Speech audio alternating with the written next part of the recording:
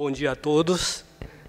Gostaria de agradecer à organização desse congresso, um especial ao Alexandre por ter resgatado os professores antigos do Instituto Vangui.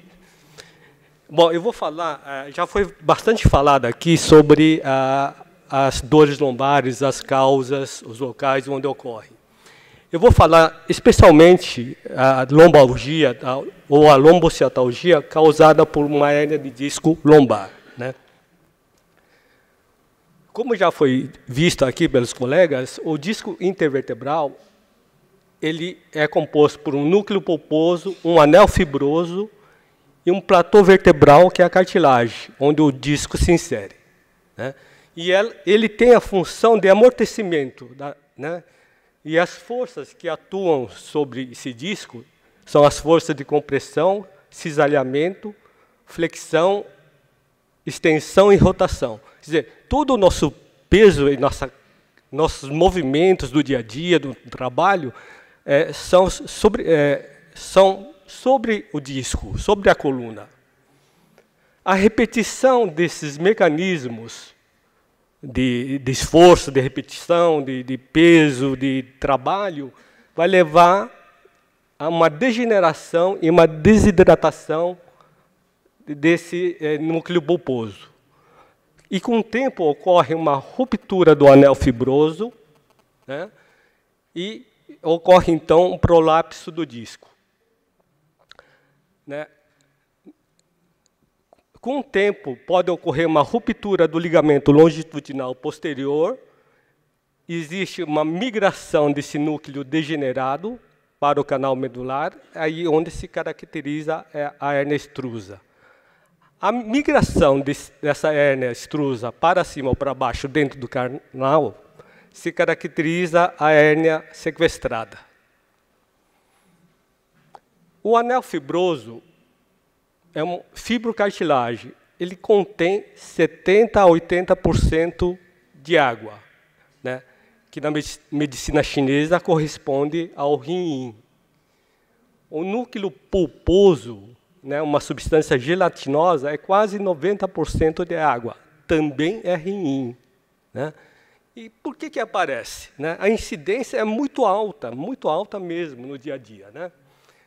Então,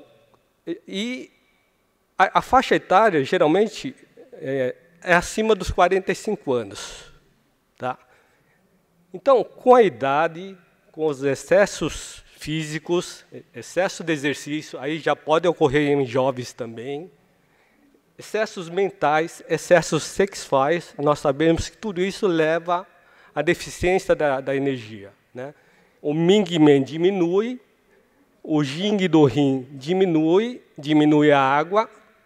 Aí, aqui é medicina ocidental, desidratação do núcleo pulposo, degeneração do núcleo pulposo, uma ruptura do anel fibroso, ruptura do ligamento e hérnia de disco. Tá? Essa é a sequência.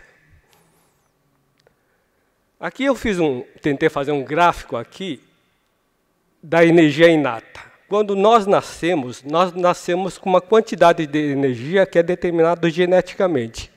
Cada um tem o seu 100% de energia, que vai diminuindo no decorrer dos anos. Oh, desculpa. Né? Estou conseguindo aqui. Né? Essa energia em azul aqui. Né? Então, um indivíduo sadio, né? Com os pais sadios, a nossa energia deveria chegar aqui, aos 120 anos de idade. Nós temos a energia, que é a energia adquirida, né? Que é a energia adquirida através dos alimentos, né? Que começa a ser produzida quando nós nascemos, né? E nós nos alimentamos, né? Quando mamamos e respiramos o ar, né?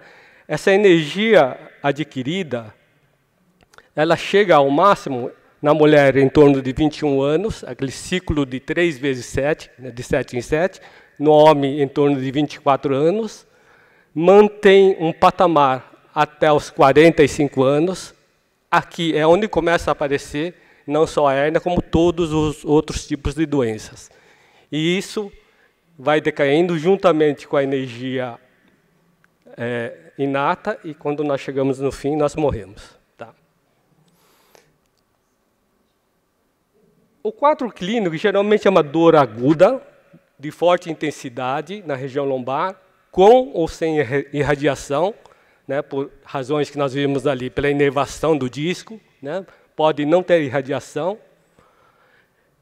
E, às vezes, nós nos vemos diante de pacientes que não apresentam melhora ao tratamento clínico inicial, né, e muitas vezes nos procuram, né, já com indicação de cirurgia, e quando procura acupuntura é porque geralmente eles acham que é o último recurso que tem para salvá-lo da situação, né. Aqui eu fiz um gráfico. Aquele gráfico anterior era um gráfico de uma pessoa totalmente rígida, né? Uma pessoa que não teria problema nenhum, né? E que a energia iria decaindo lentamente, progressivamente. Na maioria da população, o que ocorre é isso. Nossa energia adquirida sobe, mantém. Você vê que a nossa vida saudável, nossa vida produtiva, é muito pequena em relação ao que é projetado, né? Então, dependendo das nossas doenças, né, das intercorrências da vida, essa energia vai caindo. Então, nós podemos chegar... Então, essa energia aqui, ela desce junto, termina junto com essa evolução da energia adquirida.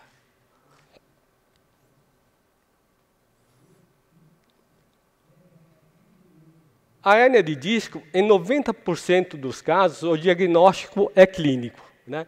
Os exames subsidiários, né, são para nos dar a localização exata, a extensão do prolapso e, principalmente, também para fazer o diagnóstico diferencial, né? O exame de raio-x é extremamente importante e deve ser feito em todos os casos de lombalgia, né? Segundo estudos feitos, a tomografia apresenta 80% de sensibilidade e a ressonância magnética em torno de 90%, né, para poder nos orientar qual a terapia que pode ser instituída. Agora, os argumentos que nós podemos usar em relação a esses pacientes que nos procuram como a salvação, né? Então, eu me baseei em trabalhos feitos, né?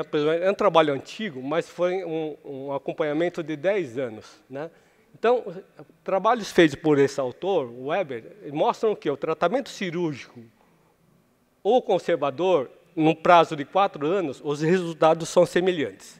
E num prazo de 10 anos, os resultados são iguais. Tá? E na prática, né, nós observamos que alguns tipos de cirurgias, principalmente quando se utiliza a prótese e a artrodese, muitas vezes eles são reoperados e sem uma melhora da clínica, às vezes. Então, isso aqui é uma discussão muito importante com os nossos pacientes. Por quê? Por que será que, quando se faz artrodese baixa, esses pacientes acabam desenvolvendo hérnia acima da artrodese? Porque o que ocorre é o seguinte: a nossa coluna, ela tem as funções de flexão e extensão. A maior parte da flexão e extensão é feita no L5 e S1. E a maior parte, mais de 50% do movimento é feito nesse nível. E é onde sofre maior carga. E o movimento lateral é feito no L4 e L5. Também uma porcentagem muito alta, né?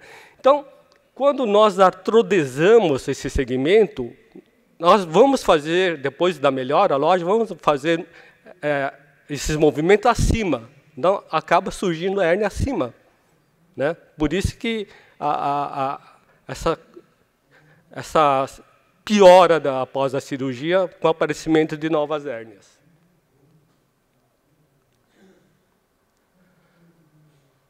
E outro argumento que eu utilizo no dia a dia, a única indicação de urgência cirúrgica em hérnia é o síndrome da cauda equina, né? Então, ela se caracteriza por anestesia em cela, perda de controle esfincteriano, perda de força motora dos membros inferiores, ou nos casos em que já se foram feitos vários tipos de tratamento conservador e não houve melhora. Tá? Então, são argumentos bastante convincentes para nós conseguirmos acalentar o nosso paciente.